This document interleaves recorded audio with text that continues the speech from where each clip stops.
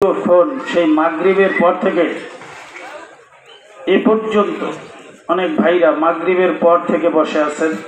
অনেক উলামায়ে কেরাম বক্তব্য রাখছে মাগরিবের পর থেকে, এবং অনেক বিজ্ঞ লোক আলোচনা রাখছেন। আজকের এই আদর্শ সমাজ কল্যাণ পরিষদের আমাদের মধ্যমণি, প্রধান আকর্ষণ, প্রধান উপদেষ্টা আলহাজ আব্দুস সত্তার খান সাহেব আমাদের মাঝে উপস্থিত আছেন। আদর্শ সমাজ কল্যাণ পরিষদের উপদেষ্টা জনাব কবির হোসেন খান আমাদের মাঝে উপস্থিত আছেন। অত্র মাদ্রাসার প্রতিষ্ঠাতা আলহাজ আলাউদ্দিন ঢালি আমাদের বড় ভাই, এনার সাথে আমরা ভালো একটা যোগাযোগ করতে পারি না। আমাদের জসিম ভাই, শাহ আলম ঢালি সহ এদেরকে আমরা অনেক সময় যোগাযোগ করতে বলি, উনি ঢাকায় থাকেন। আলতাফ হোসেন সর্দার আমাদের মাঝে উপস্থিত আছেন। আমাদের সহসভাপতি হাফেজ বেল্লাল হোসেন আমাদের মাঝে, আলামিন রারি সহ, এবং আমাদের সেক্রেটারি আলামিন খান আমাকে সার্বিকভাবে পরামর্শ তার কাছ থেকে আমি নিয়েছি ভালো মন্দ। তিনি সমিতির কাজ করে যাচ্ছেন। এবং এখানে উপস্থিত আছেন জামাত ইসলামীর সেক্রেটারি মাওলানা মোর্শেদ আলম, পরিচালক আমাদের জয়েন্ট সেক্রেটারি ইলিয়াস খান সহ জসিম ভাই আছেন সহসভাপতি, আরও যারা নেতৃবৃন্দ আছেন। আমি সবাইকে এই অক্লান্ত পরিশ্রম করার জন্য আদর্শ সমাজ কল্যাণ পরিষদে আপনারা যে এই প্রোগ্রামকে এই পর্যন্ত নিয়ে এসেছেন, এই জন্য আমার পক্ষ থেকে আপনাদেরকে ধন্যবাদ জানাচ্ছি। এবং আমার সামনে যারা উপস্থিত আছেন, আল্লাহ তাআলা যেন আমাদেরকে উত্তম জাযা দান করেন, সকলেই বলি আমিন।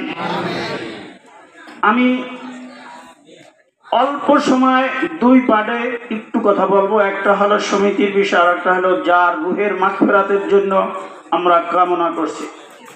আদর্শ সমাজ কল্যাণ পরিষদ আমরা এই প্রতিষ্ঠা করার পর থেকে আমরা গত রমজানে আল্লাহ করিম জামে মসজিদে ৭০,০০০ টাকা খরচ করে একটা ইফতার মাহফিল করেছি। এরপরে আমরা পৌরসভার ওখানে প্রায় ৪০-৫০,০০০ টাকার আমরা এই যে বেশি গরম পড়ার কারণে স্যালাইন এবং বিশুদ্ধ পানি আমরা বিতরণ করেছি। এরপরে আমরা সিরাজ খান সাহেবের রুহের মাগফিরাত কামনা করে প্রোগ্রাম করেছি। এরপর আজকে একটা প্রোগ্রাম করলাম। এরকম অনেকেই প্রশ্ন করেছেন, হুজুর অন্য সদস্যরা মরলে করবেন কিনা। এই প্রশ্নের জবাব আমি আজকে এখানে দেব না। আমাদের সাধারণ সভা যখন ডাকবো তখন আপনাদেরকে আমি জবাব দেব। এবং আমাদের কিছু ছোট ভাই, বড় ভাই, তারা মান অভিমান থাকতে পারেন, তাদেরকে আমি উদাত্ত আহ্বান জানাই। আমরা এখনো রেজলিউশন করি নাই, আমরা উপদেষ্টা নিয়েছি, নতুন করে কিছু নেব এবং আরও সদস্য নেব। আপনারা আমরা এখানেই থাকি, আমাদের সাথে আপনারা যোগাযোগ করবেন। আপনাদের নিয়ে এই ৪-৫ নং ওয়ার্ডকে, যেটা কবি প্রিন্সিপাল স্যার বলেছেন, যেখানে আমরা ইয়াবা মুক্ত, মাদক মুক্ত, চুরি, এই সমস্ত হাইজাক, এই সমস্ত মুক্ত করে, এটা নাই, এখন কমে গেছে। তারপরও যদি কিছু থাকে আপনারা এটা বলেন, হুজুর অমুকের কল নিয়ে গেছে, হুজুর আপনারা কি করছেন, অমুকের মুরগি নিয়ে গেছে, হুজুর আপনারা কি করছেন, এই ধরনের কথা যখন আপনারা বলেন তো আমাদের দায়ভারটা বেড়ে যায়। আপনারা আবার কেউ বলেন যে এটা বললে এলাকার একটা বদনাম হয়। এখন আমরা কোন দিকে যাব আপনারাই বলে দিবেন। আমরা সেদিকে, যেদিকে যাবেন সেদিকেই আমরা কাজ করব, আপনাদের নিয়ে কাজ করব, আপনাদের কল্যাণের জন্য আমরা কাজ করব, আল্লাহকে রাজি খুশি করার জন্য। ঠিক কিনা বলেন? সংগ্রামী সাথী ও বন্ধুগণ, আজকে আমাদের মেহমান যারা আছে, আমি এই আদর্শ সমাজ কল্যাণ পরিষদে তারা আসন গ্রহণ করে আমাদেরকে অলংকৃত করেছে। এই সমাজ কল্যাণ পরিষদের পক্ষ থেকে তাদেরকে আন্তরিকভাবে মোবারকবাদ জানাচ্ছি। আর আজকে যার স্মৃতিচারণের জন্য আমরা এসেছি, তার ছেলে আমাদের সেক্রেটারি, তিনি, তার বড় ছেলে আমাদের উপদেষ্টা, তিনি আমাদের উপদেষ্টা ছিলেন। তিনি শিক্ষা অনুরাগী, সমাজসেবক এবং একজন আদর্শ, আমি যেটা বলবো সেটা হলো তিনি একজন আদর্শ কৃষকও ছিলেন। ঠিক কিনা বলে? তো তিনি এটা দেখাই দিয়ে গেছেন। আমি বলি মুলাদিতে দুইটা ফ্যামিলি, এটা আমি ওপেন বলি যে জব্বার খান সাহেবের ফ্যামিলি এবং মরহুম জয়নাল আবদিন খানের ফ্যামিলি, তাদের প্রত্যেকটা ছেলে জয়নাল আবদিন খানের উচ্চ শিক্ষিত এবং তারা কৃষি কাজ থেকে ব্যবসা থেকে রাজনৈতিক পর্যন্ত তাদের সর্বোচ্চ দক্ষতা আছে, ঠিক কিনা বলেন?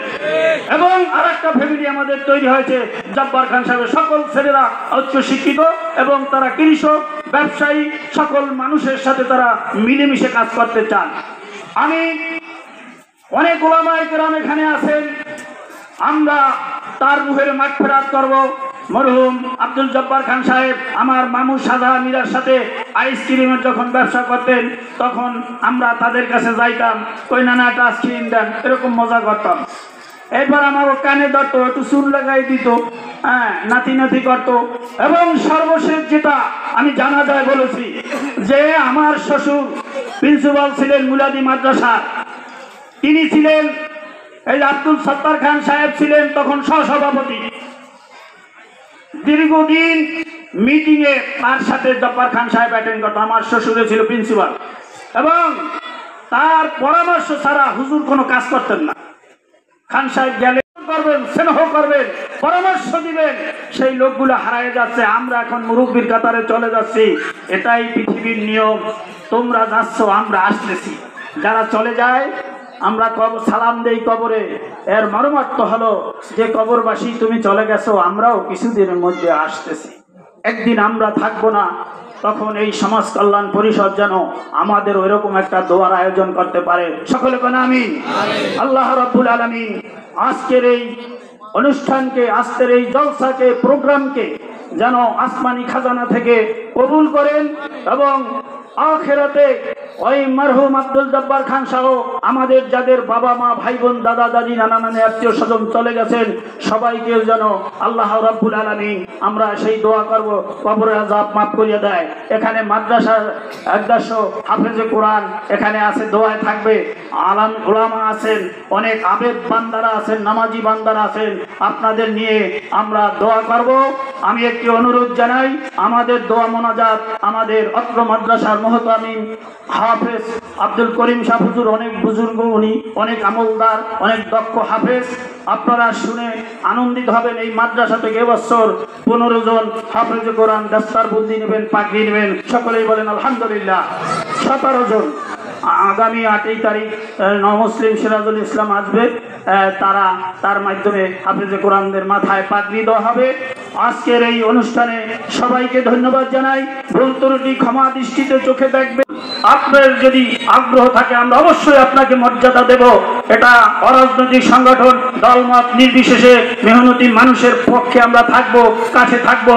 আল্লাহ আমাদের হেফাজত করুক। সকলে বলেন আমিন সুম্মা আমিন। আসসালামু আলাইকুম ওয়া রাহমাতুল্লাহি।